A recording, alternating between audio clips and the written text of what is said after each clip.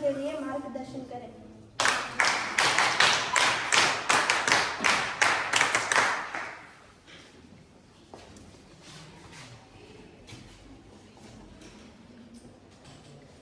Respected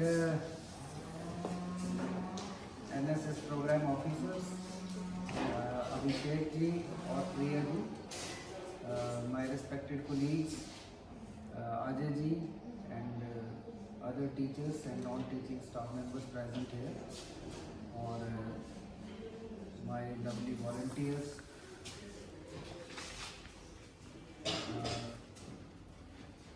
NSS का जो camp है वो बहुत एक अलग तरह का एक्सपीरियंस होता है। हालांकि थोड़ी सी हमारी ये कमी रह रही है कि हम रेजिडेंशियल कैंप इसे नहीं बना पाए, तो आगे के लिए चलो मेरी इच्छा है कि रेजिडेंशियल कैंप हो, लेकिन फिर भी हमारी अपनी कुछ व्यवस्थाओं की कमी के कारण ऐसा संभव नहीं हो पाता है यहाँ पे। लेकिन बिना रेजिडेंशियल कैंप के भी जो आप कैंप लगाने जा रहे हैं, that should be a very fruitful and useful experience to all of you. तो एनएसएस का मेरा व्यक्तिगत तौर पर भी बहुत अनुभव रहा है। कई साल मैंने स्वयं भी एज प्रोग्राम ऑफिसर काम किया है, और मैं समझता हूँ कि महाविद्यालय में होने वाली बड़ी गतिविधियों में इसकी गिनती होती है। और वैसे तो बहुत सारी गतिविधियाँ होती हैं, लेकिन राष्ट्रीय स्वयं सेवा योजना की जो गतिविधि है वो बड़ी गतिविधियों में होती है। स्टूडेंट्स के लिए तो होती है, टीचर्स के लिए भी बड़ी गतिविधि होती है। इनफैक्ट एनएसएस का कार्य करने वाला जो टीचर है, ये उसकी एक बड़ी असाइनमेंट मानी जाती है, और सचमुच में ही बड़ी असाइनमेंट होती है। सोसाइटी के साथ बहुत ज़्यादा इंटरेक्शन का इसमें मौका मिलता है, और कई ऐसी चीज़ें सीखने का मौका मिलता है। टीचर्स की दृष्टि से बोल रहा हूँ मैं, बच्चों की दृष्टि से तो है ही कि बहुत सारी व्यवस्थाएं करनी पड़ती हैं, खाने का प्रबंध करना, इतने सारे लोगों का अनुशासन बनाए रखना, पढ़ाई के अलावा एक अलग तरह की गतिविधियों को संचालित करवाना, और रहने की व्यवस्था का चलो इतना नहीं है, लेकिन रहने की भी व्यवस्था करना वो भी एक अपनी तरह का चैलेंज होता है रेजिडेंशियल कैंप में। तो बहुत कुछ आदमी सीखता है, और स्टूडेंट्स के लिए बड़ा अच्छा एक्सपीरियंस होता है। और मैंने देखा कि 7 दिन का जो स्पेशल कैंप होता है एनएसएस का, बहुत इसमें बच्चों की अच्छी बॉन्डिंग होती है, घर की तरह एटमॉस्फेयर होता है। और पहले अब तो ये 7 दिन का रह गया, ये भी थोड़ा सा डाउनग्रेड है। कुछ साल पहले तक कि 10 दिन का कैंप होता था, तो और ज़्यादा एंजॉयबल होता था, बहुत एक्सपीरियंस बड़ा था। लेकिन 7 दिन का भी काफ़ी है, कोई दिक्कत नहीं है इसमें भी। और एक फैमिली की तरह आप लोग रहना सीखते हैं, काम करना सीखते हैं, और इसमें सारा काम जो है अपने आप स्वयं सेवक जो है करते हैं। जैसे कल ही मैं देख रहा था कि यहाँ रसोई की सफाई करनी थी, तो अपने आप करनी बच्चों ने, बजाय इसके कि वो सफाई कर्मचारी को ढूंढ रहे हैं, ऐसा नहीं। और इनफैक्ट ये जो राष्ट्रीय सेवा योजना है, इनका उद्देश्य ही ये है कि पढ़ाई के अलावा जो बाकी कार्य हैं उनसे भी बच्चे जुड़े, सिर्फ वो किताबी पढ़ाई ना करते रहे। ऐसा ना हो कि वो जो समाज की रोज़मर्रा की जो समस्याएं हैं उनसे बेखबर रहें।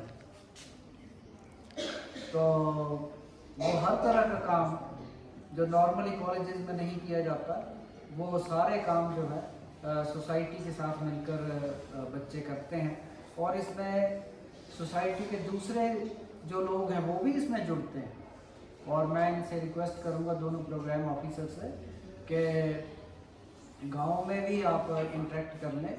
जैसे ग्राम पंचायत मेंबर्स हैं, प्रधान, और ये लोग, इन्हें भी शामिल करें।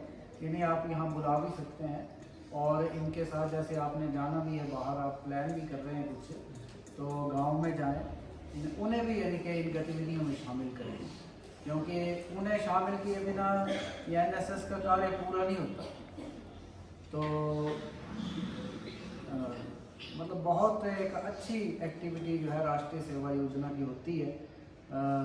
इसमें लगभग आप मेरे ख्याल से 8 बजे से लेकर 4 बजे तक रखा है आपने, तो लगभग कितना हो गया, 8 घंटे, 8 घंटे का समय है। तो चलो पूरा वो 24 घंटे वाला अनुभव ना भी मिले आपको, तो भी 8 घंटे आपने बहुत अच्छे से गुजारना है और टाइम पे आए आप, और जो दिनचर्या आपकी होगी उसके अनुसार आपने कार्य करना है। हर तरह का कार्य इसमें शामिल करने के आपके प्रोग्राम ऑफिसर जो हैं दोनों तत्पर हैं, इसके लिए कार्य कर रहे हैं। खाना भी आप स्वयं बना रहे हैं, ये भी बहुत अच्छी बात है, क्योंकि ये भी एक बड़ी लर्निंग होती है। तो एक इतने लोगों के लिए खाना बनाना, बाकी आप फिज़िकल लेबर वाला काम भी करेंगे।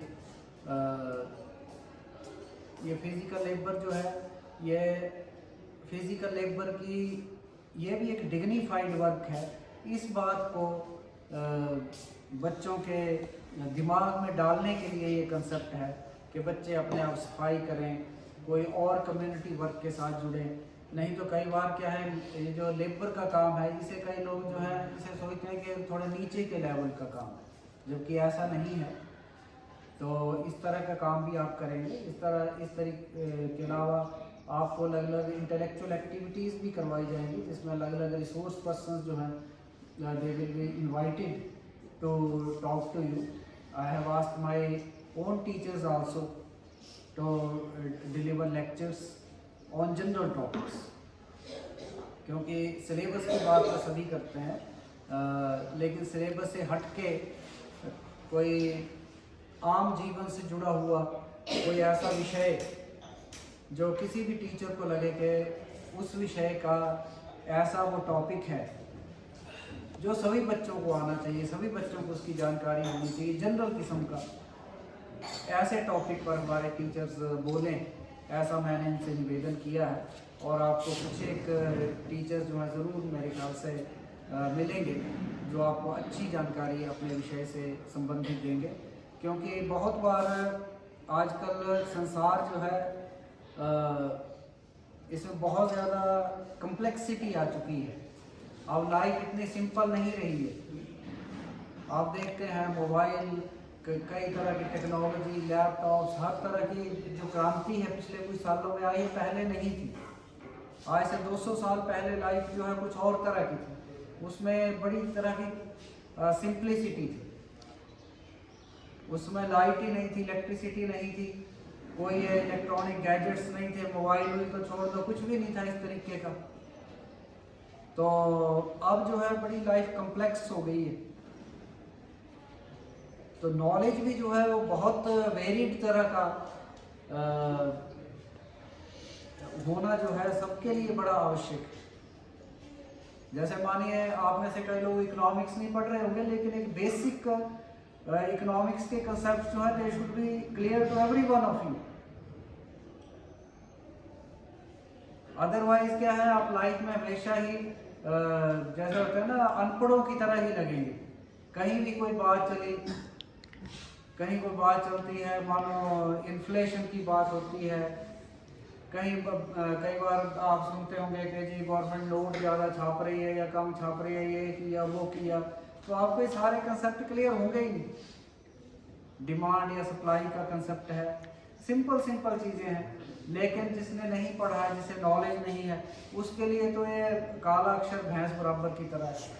इसी तरह बाकी सब्जेक्ट्स में आप सोसाइटी को देखते हैं, लेकिन सोशियोलॉजी एक सब्जेक्ट की तरह हम लोग पढ़ते हैं जिसमें सोसाइटी की स्टडी की जाती है।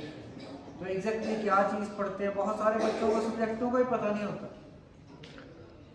सब्जेक्टों का पता ही नहीं, रैंडम कुछ भी सब्जेक्ट रख लेते हैं जब आते हैं तो, क्योंकि नॉलेज नहीं है कि सोशियोलॉजी में एग्जैक्टली पढ़ा क्या जाता है।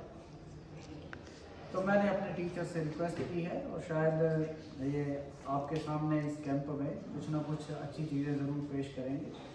और योग का भी हम कोशिश कर रहे हैं कि योग से संबंधित कुछ आपको ज़रूर ट्रेडिंग जो है यहाँ दी जाए। अभिषेक जी कर रहे हैं कुछ बात, एक दो जगह कर भी रहे थे, लेकिन पूरा तो हम संभव नहीं हो पाया कि आज से ही प्रारंभ करते। लेकिन एक मेरी अभिषेक जी से अभी बात हुई थी कि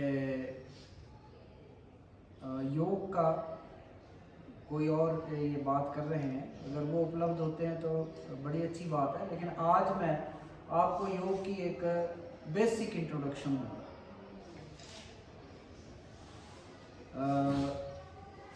जैसे मैं आपसे कह रहा हूँ कि इकोनॉमिक्स का नॉलेज जो है बड़ा ज़रूरी है हर आदमी के लिए। सोशियोलॉजी का, जोलॉजी का, बॉटनी का, all subjects are important in their own right. तो आज योग से संबंधित इसी लेक्चर के साथ मैं कंटिन्यू कर रहा हूँ कि योग क्या है। मेरा लेक्चर जो है it will be a very basic introduction to yoga. अब आप बोलेंगे कि योग करके देखने वाला, करने करवाने वाला सब्जेक्ट है, तो बोल के क्या करेंगे? बोल के मैं वो चीज़ करूँगा जो मैंने देखा कि बहुत ज़्यादा कन्फ्यूज़न है, और मुझे भी किसी समय कन्फ्यूज़न थे, क्योंकि मेरे मन में ये दो प्रश्न रहते थे और बहुतों के मन में रहते हैं। एक ये है कि योग क्या है, और दूसरा ये कि ईश्वर क्या है। ये जीवन के बड़े महत्वपूर्ण प्रश्न है। यहाँ फिलॉसफी का कोई तो टीचर नहीं है, नहीं तो फिलॉसफी में तो इस तरह की चीज़ें बहुत अच्छे से और डिटेल में डिस्कस की जाती हैं।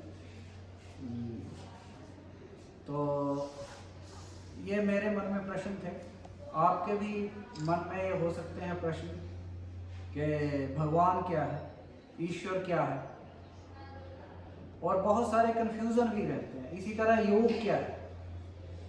योग आप देखेंगे टीवी पे भी, कभी आप देखें या इधर उधर समाज में देखें, तो आप देखेंगे कि योग जो है अलग अलग तरीके से देखने को मिलता है, अलग अलग तरीके से इंटरप्रिटेशन होती है। आप किसी दिन बाबा रामदेव जी को देखें तो वो कुछ आसन उसन कर रहे होते हैं, प्राणायाम करवाते हैं। अगर ब्रह्म कुमारी वाला आप योग देखें तो वो कुछ लाइट जगा के उस पर ध्यान लगाने की बात करते हैं। इसी तरह से अलग अलग लोगों ने अलग अलग तरह से योग जो है वो चलाए हुए। तो एक मेरे मन में भी प्रश्न था, और ज़्यादातर लोगों के मन में प्रश्न रहते हैं कि सचमुच में योग है क्या। जैसे मानिए मेरे मन में भी यही प्रश्न था कि मैं अगर योग सीखना चाहूँ तो मैं किसके पास जाऊँ? क्या बाबा रामदेव वाला ठीक है, या श्री श्री रविशंकर जी वाली सुदर्शन क्रिया बढ़िया है, या कोई और महात्मा? बहुत सारे आजकल टीवी पे भी आप देखते होंगे, बहुत सारे लोग सिखाते हैं, अलग अलग तरह के योग हैं। ब्रह्म कुमारी अपना कोई योग सिखाती है, वो कोई आसन नहीं करती, प्राणायाम नहीं करते, वो क्या करते हैं, वो कुछ और है। फिर प्रश्न ये है कि योग है क्या सचमुच में, और कौन सा सही है और कौन सा गलत है, और किसका अपनाएं, क्योंकि ये देखने में एक दूसरे से बिल्कुल भिन्न लगते हैं। तो ये एक मेरे मन में प्रश्न था, और आप में से भी कईयों के मन में हो सकते हैं प्रश्न। इसी का मैं एक सिंपल एक्सप्लेनेशन देने की कोशिश करूंगा, समझाने की कि क्या चीज़ें हैं। और इसी से जुड़ा हुआ प्रश्न ईश्वर का है कि ईश्वर क्या है। तो क्योंकि ईश्वर के बारे में बहुत सारी गलतफहमी है। जैसे आप पेपर के दिन लगते हैं तो क्या होता है,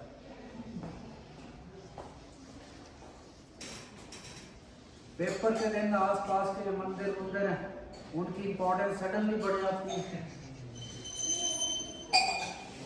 आपके पेरेंट्स भी बोलते हैं कि जो पास वाले शिव जी का मंदिर है मत्था टेकते हुए जाना, और आप भी मत्था टेकते हैं कि भगवान मेरे बस याद किए हुए क्वेश्चन ही आ जाए सीधे। और जो मैंने नहीं पढ़ा है वो भी मैं लिख दूं ठीक से।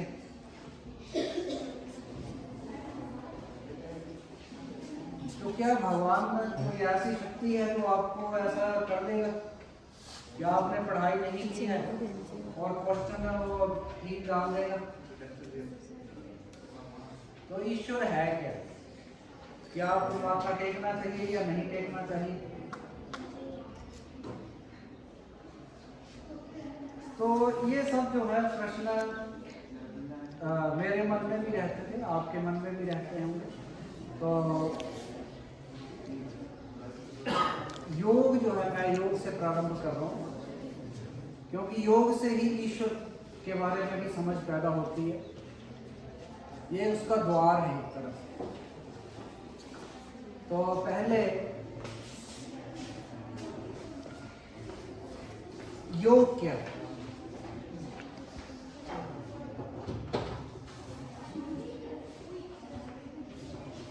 योग जैसे ये हमारी भाषा का शब्द है, कोई नया तो है नहीं, हमारी सभ्यता का शब्द है योग।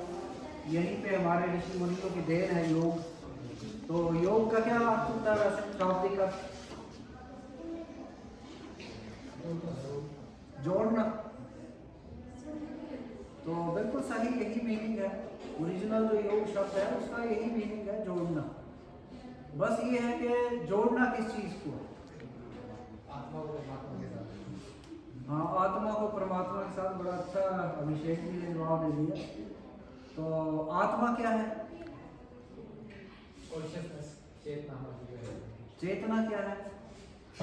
जो अपना एहसास हमारे को होता है कि मतलब बीइंग, अपने बीइंग के बारे में पता चला कि मैं कौन हूँ, सोल के बारे में, और एहसास हमारा। हाँ, एहसास अपने बारे में। और परमात्मा जिसके हम एक अंश हैं। तो क्या चीज है वो चेतना का हाईएस्ट ऑर्डर है। तो ये सारे प्रश्न हैं कि परमात्मा क्या है, एक दूसरे से जुड़े हुए। इसीलिए मैंने कहा कि योग जो है, योग और ईश्वर, ये जो कंसेप्ट हैं they are related to each other, एक दूसरे से जुड़े हुए कंसेप्ट हैं। कि योग जो है बेसिकली आत्मा और परमात्मा का मिलन बोलते हैं, लेकिन हमें थोड़ी क्लैरिटी इसलिए नहीं हो पाती क्योंकि ना तो हमें आत्मा की क्लैरिटी है ना परमात्मा की। क्योंकि जब आत्मा की बात चलती है तब भी आपको बहुत सारी बातें सुनने को मिलेगी। जैसे अभी अभिषेक जी ने बता दी एक बात, अगर आप कहीं और जाएंगे तो आत्मा की कोई और बात सुनने को मिलेगी। ठीक है, कई तरह की बातें सुनने को मिलेगी, कहानियां सुनने को मिलेगी कि किसी की आत्मा जी वहां घूम रही थी, या किसी की आत्मा जी शरीर से निकल गई वहां पहुंच गई, या किसी की आत्मा किसी के सपने में आ गई। तो एग्जैक्टली आत्मा है क्या? एग्जैक्टली आत्मा है क्या, परमात्मा है क्या? ये सारे जो हैं बड़े यानी कि कंफ्यूजिंग से कंसेप्ट लगते थे मुझे भी।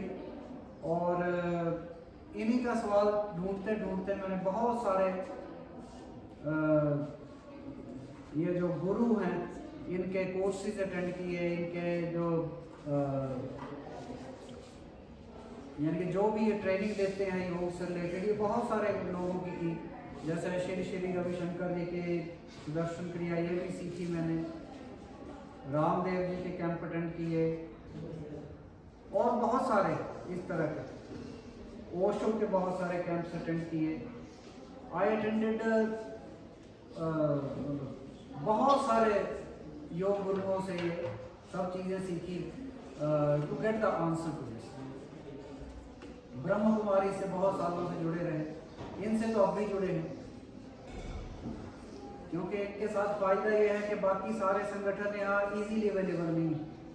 जैसे नगरोटा सोरियों में मैं समझता हूँ अगर आपने श्री रविशंकर वाले सुदर्शन क्रिया सीखनी है तो शायद सुविधा उपलब्ध ना हो, लेकिन ब्रह्म कुमारी इसका आश्रम यहाँ मिल जाएगा।